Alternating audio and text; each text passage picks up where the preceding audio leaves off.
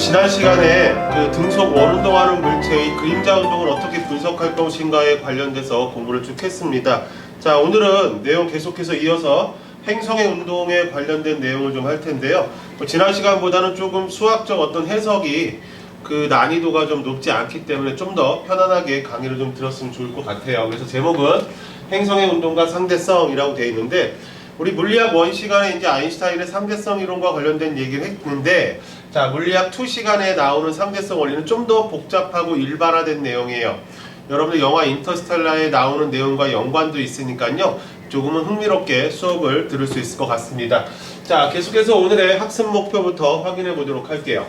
첫 번째 학습 목표를 보시면 행성의 운동에 대한 누구의 법칙을 설명할 수 있다, 케플러 법칙을 설명할 수 있다 라고 되어 있는데, 저 과학 시간, 특히 물리학 시간에 법칙이라는 용어가 나오면 굉장히 중요성을 띠고 있다라고 여러분들 좀 생각해 주시면 돼요. 물론 우리가 법칙을 배우고 난 이후에 법칙과 관련돼서 항상 시험 문제에 출제도 된다는 사항도 여러분들이 좀 기억해 두셔야 될 것 같고, 그렇다면 행성의 운동, 우리가 얘기하고 있는 행성의 여기서의 운동은 태양을 한 초점으로 행성들이 타원 궤도 운동을 하는데, 그 행성의 운동에 대해서 케플러라는 사람이 일반적으로 설명할 수 있는 법칙을 만들었다는 얘기예요. 몇 가지? 세 가지. 그 세 가지 법칙에 대해서 얘기할 수 있고요. 오늘 이 시간을 통해서 여러분들은 선생님한테 수업을 받은 이후에 다른 친구들한테 케플러 법칙을 설명할 수 있어야 된다는 얘기예요. 이게 여러분들의 오늘의 목표입니다. 두 번째 볼게요. 케플러 법칙이 뉴턴의 중력 법칙을 만족하며 설명할 수 있다.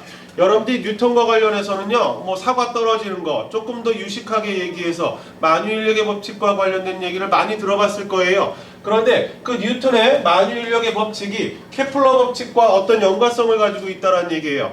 자, 그렇다면 어떤 연관성을 갖고 있는지 오늘 이 시간, 다음 시간까지 해서 여러분들이 살펴보시면 될 것 같습니다.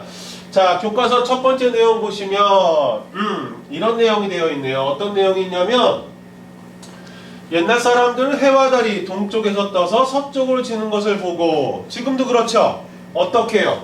나를 기준으로 여러분들이 어느 쪽을 보고 있다면, 남쪽을 보고 있다면 언제나 태양은 동쪽에서 이렇게 떠올라서 남쪽 하늘을 찍고, 그렇죠? 서쪽 하늘로 이렇게 지는 걸 볼 수 있을 거예요. 과거의 사람도 그렇게 알고 있었어요. 그래서 과거의 많은 사람들은 지구가 우주의 중심이고 그 중심을 태양이 이렇게 돌고 있다라고 해석했다는 얘기죠. 그게 일반적인 거고, 이것과 다르게 얘기하는 경우 굉장히 이상하게 쳐다볼 수밖에 없었던 거죠. 자, 아래쪽 볼 거예요. 그런데 오늘날 사람들은 지구와 같은 행성들이 태양을 중심으로 무슨 궤도를 돌면서, 그래요, 타원 궤도를 돌면서 라고 되어 있습니다. 여러분 수학 시간에 타원을 어떻게 정의했어요? 두 점에서 같은 거리만큼 떨어진 점들을 다 연결했을 때 만들어지는 도형을 타원이라고 했고, 이때 우리가 찍은 두 점을 초점이다 이렇게 얘기를 했고요. 이걸 정확히 4등분 했을 때 긴 곳을 긴 반지름, 짧은 곳을 짧은 반지름, 뭐 이런 얘기를 했습니다. 이건 뭐 수학 시간에 했던 내용이니까 뭐 그렇게 비중 있게 다루지는 않겠습니다. 자, 아무튼요, 타원 궤도를 그리면서 공전한다는 사실을, 그렇다고 오늘날의 사람들은 어떻게 알게 되었을까? 이게 이제 여러분들의 오늘의 가장 초점이 되는 질문입니다. 자, 그것을 안 다음부터 타원 궤도를 따라 행성들이 어떤 특징을 가지고 운동하고 있는가를 우리가 일반화시켰던 사람이 케플러라는 사람이에요. 자, 그렇다면 자, 과거의 사람들이 어떻게 지구가 지구가 우주의 중심이 아니라 지구 또한 태양 주위를 돌고 있다는 사실을 어떻게 깨우쳤을까요? 다음 화면 통해서 확인해 보도록 하겠습니다. 자, 일단 문장에는 뭐라고 되어 있냐면, 지동설의 근거는 천동설보다 별들의 움직임을 설명하는 것이 간단한 것이 누적된 결과이다. 즉, 오랜 시간 동안 많은 사람들이 하늘을 쳐다보고 별의 움직임을 이렇게 관찰했더니, 야, 뭔가 좀 이상해. 지구가 가만히 있는 게 아니라 지구도 돌고 있는 것 같아. 어떤 그런 누적된 거라 이거죠. 그러다가 뭐 최근에 들어와서 아주 결정적인 한 방이 있었다는 얘기죠. 그 한 방이 여기 나와 있는 광행차와 연주시차라는 거예요. 자, 그렇다면 광행차와 연주시차가 도대체 무엇을 의미하는지 좀 확인해 보도록 하겠습니다. 자, 먼저 광행차는 지구의 운동에 의해 별이 관측되는 각도가 달라진다라고 했어요. 자, 지구가 운동하고 있어요. 어떤 운동하고 있어요? 그래요. 지구는 자전도 하고 있고 뭐도 하고 있어요. 공전도 하고 있다라고 얘기할 수 있습니다. 이렇게 자전과 공전을 하고 있는 지구상에 있는 사람이 저 멀리 있는 별을 보았을 때 이 별에 관측되는, 저 별을 관측하는 각도가 달라진다는 얘기예요. 만약에요, 얘가 움직이지 않고 가만히 있었다면 이 각도가 달라질 리가 없어요. 그런데 달라진다는 얘기예요. 그걸 광행차라고 해요. 광행차를 우리가 목격하는 순간 이상한데 지구가 우주의 중심에서 가만히 있는 게 아니라 돌고 있는데 이렇게 얘기할 수 있고 이렇게 주장할 수 있다는 얘기죠. 자, 두 번째는요, 연주시차예요.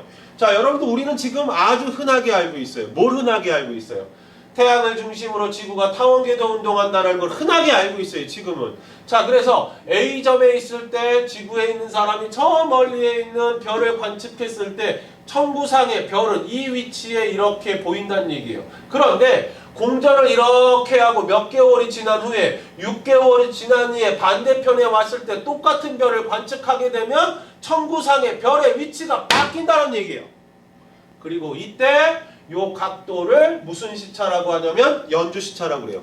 만약에 지구가 움직이지 않고 가만히 있다면 연주시차라는 저 시차는, 즉 이 각도의 차이는 발생하지 말아야 돼요. 자, 그래서 많은 관측 자료와 이와 같은 한방을 통해서 야, 지구가 가만히 있는 게 아니라 지구도 운동하는구나. 어디로? 태양을 한 초점으로 타원궤도 운동하는 거라 라는 게 밝혀졌다는 얘기예요. 다음 장으로 넘어가 보도록 하겠습니다. 자, 지금부터 케플러 법칙에 대해서 좀 더 구체적으로 좀 알아보도록 하겠습니다. 누구 법칙이요? 케플러 법칙에 대해서 좀 알아볼게요. 자, 무슨 운동과 관련된 얘기를 한 사람이에요? 케플러라는 사람은 행성의 운동과 관련된 얘기를 한 사람이다 라고 이렇게 되어 있는 걸 볼 수가 있습니다. 하나씩 좀 볼게요. 자, 먼저 태양계의 천체들이 지구를 중심으로 공전하고 있다라는 우주가, 우주의 중심은 지구야! 프톨레마이오스라는 사람이에요. 자, 이와 같은 주장을 여태껏 우리는 뭐라고 얘기했어요? 천동설, 이렇게 얘기했죠. 천동설, 이렇게 얘기했습니다. 뭐라고 얘기했다고요? 천동설, 이렇게 얘기했습니다. 두 번째, 야, 아니야, 태양을 중심으로 행성들이 그 주위를 회전해. 코페르니쿠스. 자, 이걸 우리는 뭐라고 그랬어요? 지동설. 초창기 사람들은요, 천동설을 믿을 수밖에 없었죠. 천동설밖에 안 믿었어요. 지구가 우주의 중심이야, 이걸 믿었는데 이제 이후에 많은 관측 자료와 어떤 몇 가지 증거들이 막 나오면서 이거 아닌 것 같은데? 라고 하면서 지동설이 태동하게 되었고, 그 이후에 지동설이 힘을 받아서 오늘날에는 정설이 뭐예요? 그래요, 지동설이 정설이 됐다, 이렇게 얘기할 수 있겠죠. 자, 그렇다면 지동설과 관련돼서 케플러가 얘기하고 있는 케플러의 법칙에 관련된 얘기를 지금부터 얘기해 보도록 하겠습니다. 누구의 법칙이요? 케플러의 법칙에 대해서 한번 얘기를 할게요. 자, 케플러가 얘기하고 있는 법칙은 몇 가지가 존재하냐면 세 가지가 존재해요. 몇 가지? 그렇습니다. 세 가지가 있어요. 그 첫 번째가 제1법칙이다 라고 되어 있습니다. 제1법칙이라고 되어 있고요. 제1법칙을 우리는 뭐라고 불러주냐면 타원궤도 법칙이다, 이렇게 불러주고 있습니다. 무슨 궤도 법칙? 제1법칙을 타원궤도 법칙, 이렇게 불러주고 있죠. 자, 행성은 태양을 하나의 초점으로 하는 타원궤도를 그리면서 뭐한다? 공전한다. 이게 타원궤도 법칙, 타원궤도 법칙이에요. 이거는 다분히 관측 자료를 통해서 안 거예요. 자, 이렇게 타원이 있고요. 여기 타원이 이렇게 그려져 있고요. 이 타원의 한 초점에 지금 누가 있냐면 태양이 이렇게 있어요. 한 초점에 태양이 이렇게 있고요. 그 주변을 누가 돌고 있어요? 지구 또는 행성들이 돌고 있어요. 이걸 공전이라고 하죠. 이걸 이렇게 돌고 있습니다. 이렇게 돌고 있고요. 이걸 4등분을 이렇게 했을 때 중심에서 가장 긴 요 거리를, 자, 이 타원의 장반경이라고 하고, 요 짧은 거리를 단반경, 이렇게 얘기를 해주고 있고요. 태양으로부터 지구가 가장 가까이 왔을 때를 무슨 점이라고 해주냐면 근일점이라고 얘기해주고 있어요. 무슨 점? 근일점. 그리고 공전을 하다 보면 태양으로부터 가장 멀리 이렇게 떨어질 경우가 있죠. 이걸 무슨 점? 원일점 이렇게 불러주고 있습니다. 그래서 이 그림을 좀 잘 기억해 주세요. 시험대에서 자주 등장하는 이 단어가 이 길이, 즉 장반경의 길이를 구하라 이런 거 많이 얘기를 하고 있습니다. 그래서 장반경, 단반경, 근일점, 원일점, 초점에 누가 있다? 태양이 있다. 그 주위를 무슨 궤도 운동하고 있다? 타원궤도 운동하고 있다. 선생님, 지구 안에 있는 사람이 어떻게 지구가 타원궤도 하는지를 어떻게 알아요? 그게 이제 관측 기술이에요. 많은 사람들이요, 오랜 시간 동안 밤하늘을 쳐다보고 연구한 결과 지구가 이와 같이 태양을 한 초점으로 타원궤도 하고 있다는 걸 밝혀낸 거예요. 그걸 최종적으로 증명한 게 케플러예요. 그러면 선생님, 케플러가 그 관측을 다 했나요? 그러지 않아요. 그 스승 티코 브라헤라는 사람이 굉장히 관측 자료를 많이 물려줬어요. 그렇게 물려받은 관측 자료를 분석해서 이렇게 지구가 운동하는구나 라는 걸 밝힌 게 케플러라는 사람이에요. 그리고 그 첫 번째 법칙을 타원궤도 법칙이다 이렇게 얘기하고 있는 거죠. 자, 두 번째 제2법칙입니다. 제2법칙은 뭐라고 되어 있냐면 면적속도 일정의 법칙이라고 되어 있어요. 뭐라고 되어 있다? 면적속도 일정의 법칙. 행성과 태양을 연결하는 가상적인 선분이 어떤 선분? 태양이 이렇게 있고 행성이 이렇게 있는데 이 선분이 같은 시간 동안 쓸고 간 이 면적이 언제나 같다. 1시간 쓸고 갔다면 그 1시간 쓸고 간 면적은 22시에서 23시 동안 쓸고 간 면적이던 1시에서 2시 사이에 쓸고 간 면적이건 똑같다는 얘기예요. 이 그림을 가지고 얘기하면 지구가 A라는 위치에서 B라는 위치까지 이렇게 가는데 예를 들어서 B라는 위치까지 이렇게 가는데 2시간이 걸렸어요. 예를 들어서 2시간이 걸렸어요. 그러면 C라는 위치에서 D라는 위치까지 가는데도 2시간이 걸렸다면 이 S라는 이 면적하고 S2라는 이 면적이 S1, S2가 서로 뭐하다는 얘기예요? 같다라는 얘기예요. 그게 이 아래쪽에 있는 그림이에요. 그걸 우리는 면적속도 일정의 법칙이다 라고 얘기하고 있어요. 그럼 여러분들 한 가지 좀 물어볼게요. 면적속도 일정의 법칙을 우리가 적용해보면 태양의 근일점에 가까우면 가까울수록 지구는 빨리 움직여야 돼요? 천천히 움직여야 돼요? 빨리 움직여야 될까? 천천히 움직여야 될까? 빨리 움직여야 될까? 천천히 움직여야 될까? 아, 선생님 이거 잘못 그렸어요. 미안해요. 잘못 그렸습니다. 여기서부터 여기가 아니라요. 어디예요? 태양으로부터 요 한 초점이죠. 요게 S1이라고 하고 이걸 S2라고 해야죠. 이렇게 가야 되죠. 선생님 잘못 그렸어요.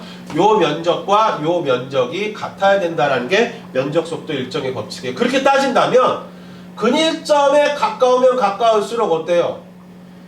요 거리가 짧다 보니까요. 이 면적과 이 면적이 같으려면 같은 시간 동안에 빨리 움직여야 되죠.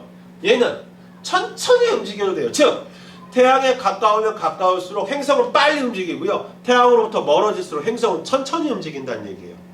그러면 여러분들 과거에 운동하는 물체가 갖는 운동 에너지의 크기는 2분의 1 mv의 제곱이라는 거 알고 있죠? 그렇다면 이 공식을 가지고 행성의 운동 에너지의 크기를 비교하면 A 위치에 있을 때와 C 위치에 있을 때 행성의 운동 에너지를 비교하면 A 위치에 있을 때가 더 크다는 얘기예요. 거기까지 여러분들이 확장을 해서 기억해 두시기 바라겠습니다. 자, 계속해서 다음 장으로 넘어가 보도록 하겠습니다. 이거 지울까요? 선생님이 조금 전에 잘못 설명한 부분이 있었어요. 자, 다시 한번 얘기하면 자, 타워를 먼저 이렇게 하나 그리고요. 자, 초점에 태양이 있다라고 생각을 하고요. 행성이 A 위치에서 B 위치로 이렇게 움직일 때 쓸고 간 면적이 S1이라고 할게요. 그리고 C 위치에서 D 위치까지 쓸고 간 면적을 요 면적은 S2라고 할게요. 만약에 A에서 B로 가는 시간과 C에서 D로 가는 시간이 같다면 S1과 S2의 면적도 뭐하다는 얘기예요? 같다는 얘기예요. 이게 면적 속도 일정의 법칙이라는 거 다시 한번 강조할게요. 넘어가겠습니다. 자, 제3법칙에 대한 얘기를 좀 해보도록 하겠습니다. 제3법칙. 자, 제3법칙에 관련된 얘기는 조화의 법칙이란 얘기예요. 아, 시는 굉장히 조화롭다는 얘기예요. 뭐가 그렇게 조화롭냐? 굉장히 신기한 게 있어요. 뭐가 신기하냐면 태양에서 여기 이제 태양이 이렇게 있다라고 한번 가정 예를 들어볼게요. 태양이 이렇게 있다라고 한다면 태양으로부터 지구까지의 거리가 태양으로부터 이 지구까지의 이 거리가 1억 5천만 킬로미터예요. 숫자가 너무 크죠? 과학자들은 이렇게 숫자 큰 거 별로 안 좋아해요. 그래서 천문 단위라는 걸 만들었어요. 어스트로노미컬 유닛이라는 우주에서 쓰는 거리의 단위를 새롭게 하나 만들었어요. 그래서 1억 5천만 킬로미터는 1천문 단위야 라고 이렇게 써요. 그래서 지구에서 태양까지의 거리를 1억 5천만 킬로미터 이렇게 해도 되지만 1AU 이렇게 많이 써요. 왜? 우주로 가면 거리가 너무 킬로미터 가지고 나타나기에 너무 커요, 우주가. 그래서 AU라는 단위를 나타내고 있죠. 자, 그런데 여기 보세요. 태양으로부터 지구보다 더 멀리 떨어져 있는 행성을 보면 목성도 있고 토성도 있고 천왕성도 있죠. 그런데 태양으로부터 멀리 떨어지면 멀리 떨어질수록 태양을 한 바퀴 공전하는데 걸리는 시간이 점점 어떻게 돼요? 커진다는 얘기예요. 오른쪽 볼게요. 지구를 기준으로 해서 1AU, 1억 5천만 킬로미터라고 그랬어요. 1AU가 1년이 걸려요. 1년. 한 바퀴 도는데. 그런데 지구보다 태양으로부터 더 멀리 떨어져 있는 행성은 한 바퀴 도는데 1.8년이에요. 화성은 한 번 공전하는데 1.8년 걸려요. 목성은 한 번 공전하는데 약 11년. 토성은 한 번 공전하는데 약 29년 걸린대요. 즉 다시 말해서 지구에서 태양에서부터 멀리 떨어져 있는 행성일수록 공전 주기가 길어지는데 기가 막힌 게 하나 있어요. 뭐가 기가 막히냐면 이 녀석의 제곱배와 이 녀석의 세 제곱배를 다음과 같이 수학적으로 계산하면 거의 항상 다 1에 가까워요. 모든 행성들이. 즉 다시 말해서 행성의 공전주기의 제곱은 타원궤도의 무슨 반지름? 긴 반지름. 이게 긴 반지름이에요. 장반경. 요게 긴 반지름이에요. 긴 반지름에 몇 제곱에 비례한다? 세 제곱에 비례한다. 그리고 그것을 나눈 값은 거의 항상 뭐에 귀결된다? 1에 귀결된다는 얘기예요. 굉장히 조화롭다 이거야. 그래서 이걸 과학자들은 무슨 법칙이라고 한다? 조화의 법칙이라고 불러주고 있고요. 케플러는 자신이 만든 몇 가지 법칙, 세 가지 법칙 중에 이걸 제 몇 법칙이라고 얘기한다? 제 3법칙이다. 이렇게 얘기하고 있다라는 거 기억해 두시기 바라겠습니다. 자, 케플러 법칙과 관련돼서 이해되지요? 제1법칙, 타원 궤도한다 행성들은. 제2법칙, 같은 시간 동안 쓸고 간 면적의 크기는 서로 뭐하다? 같다. 제3법칙, 조화롭다. 태양으로부터 멀리 떨어지면 떨어질수록 한 바퀴 도는데 걸리는 시간, 즉 공전주기가 그만큼 뭐해진다? 커진다. 이렇게 여러분들이 이해해 주시면 되겠습니다. 자, 계속 보도록 하겠습니다. 핵심 개념 확인하기죠. 핵심 개념 확인하기. 근일점과 원일점을 지날 때 지구의 공전 속력을 비교해 보자. 여기서 얘기하는 근일점과 원일점이 어디예요? 그려볼까요? 여기에 초점에 태양이 이렇게 있으면 여기가 근일점, 가까운 근자죠. 여기가 원일점. 자, 면적 속도 일정의 법칙이라는 거 기억해 달라고 그랬죠. 같은 시간 동안에 쓸고 간 면적이 뭐 해야 된다? 같아야 된다. 같은 시간 동안에 쓸고 간 면적이 같아야 된다. 즉 왼쪽에 있는 이 녀석은 이 떨어져 있는 거리가 길다 보니까 조금만 쓸고 가도 면적이 커져요. 그럼 이거랑 똑같은 면적이 되려면 많이 쓸고 가야죠. 그러면 근일점에서 빨라야 되고 원일점에서 느려야 돼요. 그렇게 이해를 하시면 되겠습니다. 그래서 면적 속도 일정의 법칙에 따라 지구의 공전 속력은 근일점에서와 원일점에서보다 뭐하다? 빠르다. 이렇게 기억을 해주시면 되겠습니다. 자, 지울까요? 자, 이거 지우고 자, 넘어가 보도록 하겠습니다. 다음, 해왕성의 주기는 몇 년이다? 64년이다. 해왕성의 공전궤도 긴반지름은 선생님이 조금 전에 얘기했죠? 케플러가 얘기한 세 번째 법칙. 이야, 자연현상은 조화로워. 뭐가 조화롭다고요? 태양으로부터 떨어진 거리의 세제곱과 태양을 한 바퀴 도는데 걸리는 시간의 제곱은 항상 어디에 가깝다? 1에 가깝다라고 있어요. 그러면 해왕성이 한 바퀴 공전하는데 64년이 걸린대요. 그러면 64년의 제곱 분의 그 다음 긴반지름, 태양으로부터 해왕성까지의 긴반지름을 R이라고 할 때 긴반지름의 세제곱이 뭐에 가까워져야 돼요? 1에 가까워져야 된다는 얘기예요. 이거 계산하면 R은 몇이 나와요? 16. 그 다음에 단위는 AU. 이걸 뭐라고요? 어스트로노미컬 유닛. 천문 단위. 1천문 단위는 몇 킬로미터와 같다? 1억 5천만 킬로미터와 같다. 그래서 이렇게 여러분들이 계산을 정리를 해 주시면 될 것 같습니다.